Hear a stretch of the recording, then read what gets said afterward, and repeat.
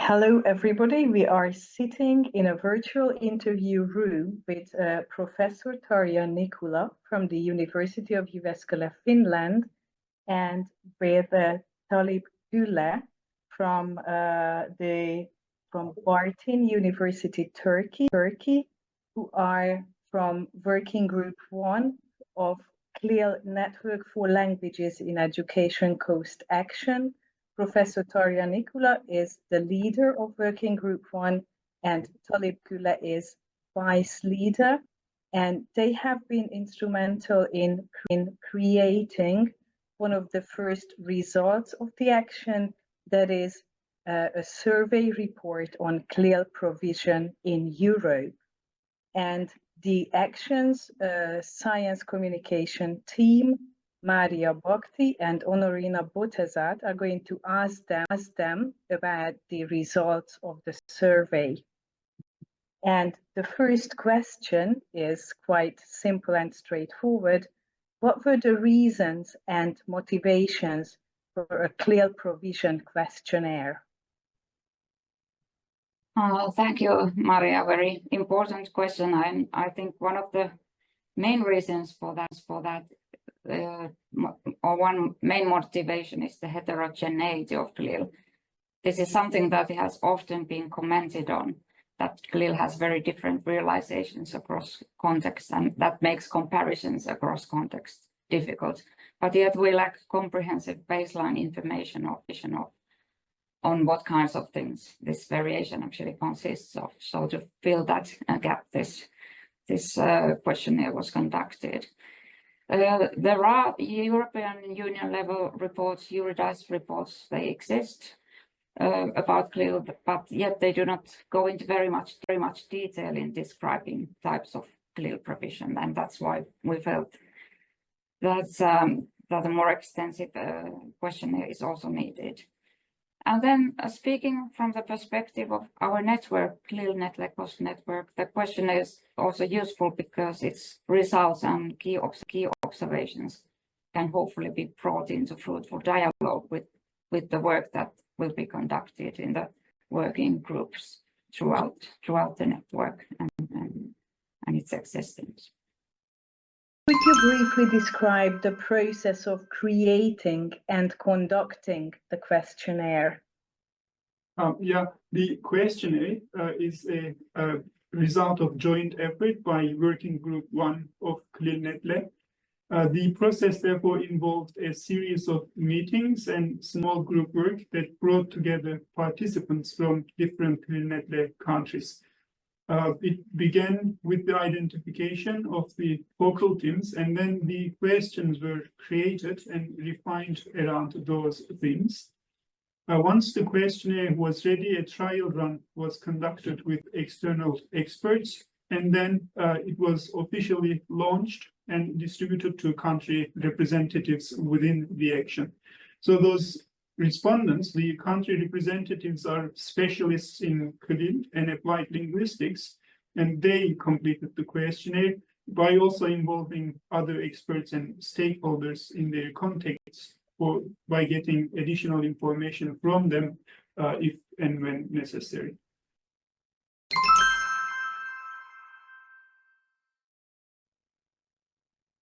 And what are some of the key results of the questionnaire? For example, it would be very interesting to see results related to the terms used in different contexts to describe teaching through an additional language. Mm-hmm. This was actually one of the first questions in the questionnaire, and we found that the labeling practices vary across contexts and educational levels, although of course there are also similarities in conceptualizations. In terms of educational levels, at the primary level, the label bilingual education is very common, but as students progress to primary and secondary levels, CLIL, content and language integrated learning, becomes more prevalent. And at the university level, the tertiary level, EMI, English as a medium of instruction, is often used as the label to describe the teaching of content through a second or additional language. At the same time, it was also interesting that in many contexts, the official documents refer to bilingual education, but then the term CLIL is used to describe schools in the sense of CLIL schools and the pedagogies of those schools, like CLIL pedagogies. And this, just to add on that, I think this very variation actually is one of the areas that we could explore further and delve deeper into the details of why such great variation exists.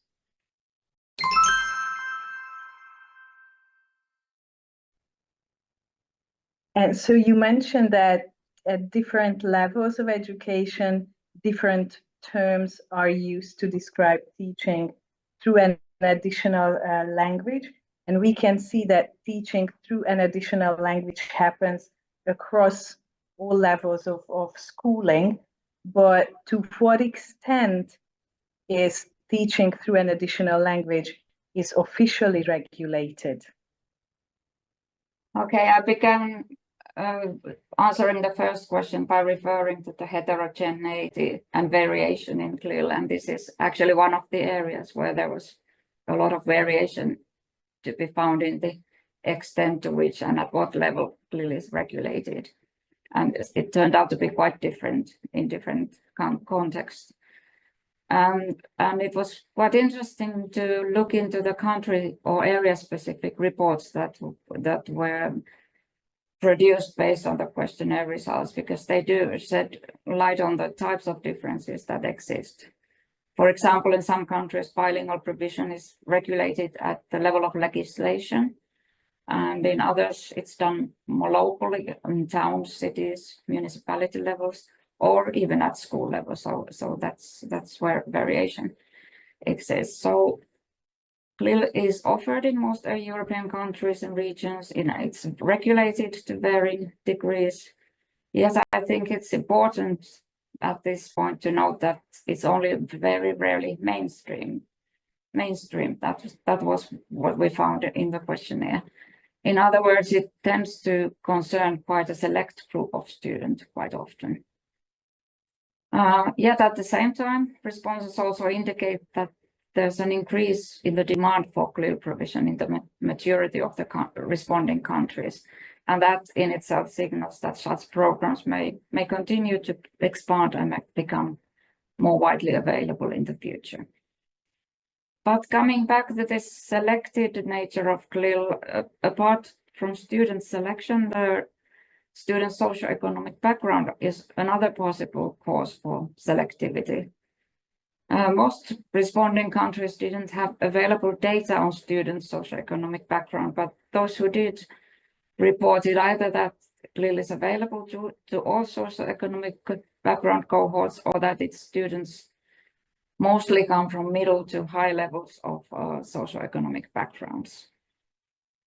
And yet a further factor that limits and may limit access to CLIL programs is that they tend to be concentrated in urban rather than rural areas or actually in most of the countries. And that is one of the questions relating to selectiveness and student background that bring with them issues of access and equity that certainly would merit further exploration in the future, and for which this questionnaire information can provide quite useful background for.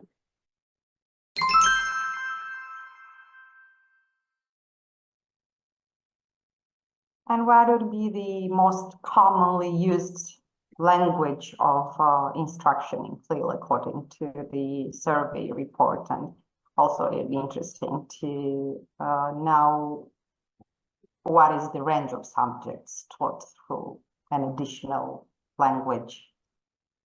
With regard to the first question, the language of education, this will probably not come as a surprise to anybody, but English emerged as the most common language of CLIL provision in around 70% of the responding contexts. And it was followed by German and French. So the big European languages seem to dominate the CLIL landscape. And the finding that English is the most common language really reflects the overwhelming predominance of English, which we can also observe in other areas of life and other areas of education. But CLIL is also available in national or regional languages, but that is only in a very limited number of contexts. And these are the contexts that have a long tradition of immersion teaching, if they have a long history of immersion education, like Ireland, Finland, and the Basque country in Spain. Okay, and then turning to the other part of the question relating to subjects that are most commonly offered through a second or an additional language. It's another area with a lot of variation across countries. So it seems that most of the responses I give somehow relate to this variability. However, there was also this tendency that the STEM subjects tended to be more frequently taught in CLIL programs across countries. In other words, science, technology, chemistry, mathematics, and as regards restrictions, they also sometimes exist, identifying subjects that cannot be taught through a second language. But this seemed to be much more rarely done, this kind of restricting. And such restrictions are not widespread, as I said, and they apply to a small range of subjects such as foreign languages, history, and courses covering country-specific contexts. So quite often it was pointed out, for example, that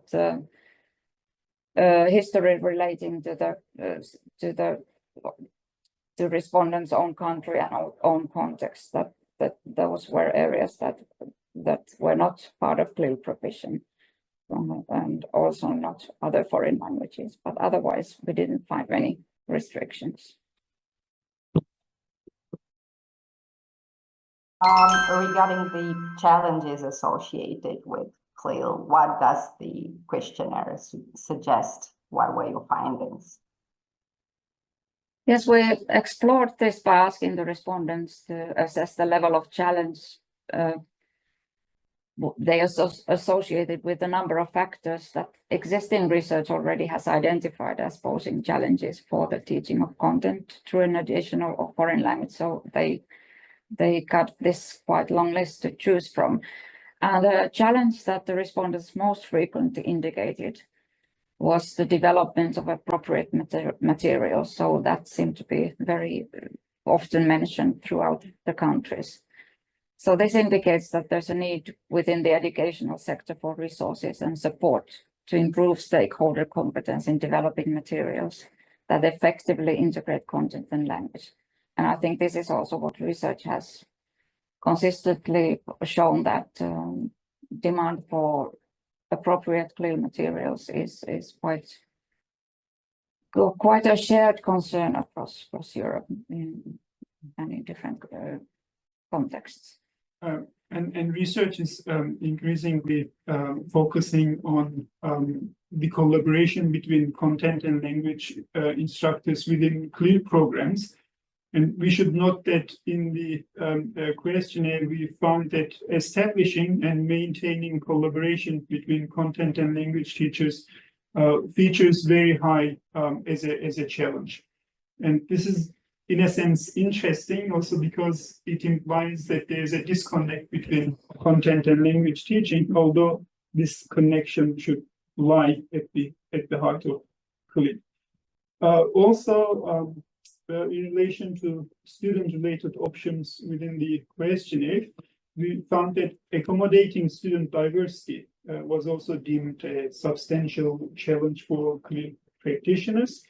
And since we are likely to see more and more diversity as a result of increasing mobility, it seems that addressing this challenge should be on the agenda of policymakers as well as educational institutions in the near future.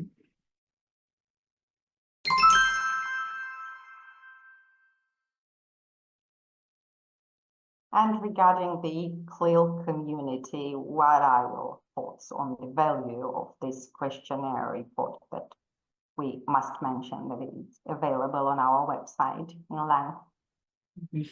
Yeah, the report actually consists of two main parts or sections, part A and part B.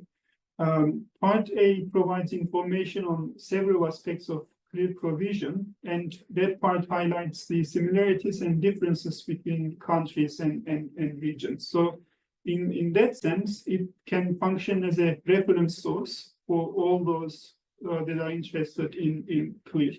But additionally, it also reveals areas for further research, and in that sense, it can be really useful for researchers as well, because it shows a lack of data on certain variables. And one such variable, for example, is the socioeconomic status of CLIL students, which we also referred to before in this podcast. So the responses also indicate a shortage of teaching resources, such as course books that typically target CLIL. And therefore, this implies a possible future direction for publishers and material developers as well. So it's really useful for that group of people too. Yes, as Talip said, the first part, in a sense, builds the overall picture of CLIL provision, and the second part, on the other hand, provides a snapshot of current CLIL provision in different contexts and different countries or regions. And this part can be very informative for researchers who are either interested in specific regions and countries to explore them in more depth, or they could also be interested in specific themes that they want to explore across different contexts. So I think it provides both of these opportunities. And these country-based reports can also reveal differences across countries and regions, and so serve awareness-raising purposes. For example, knowledge of good practices in one context may well serve as impetus to develop CLIL provision in other contexts. So that's kind of a awareness function we have. At least I'm hoping that these country reports could be serving.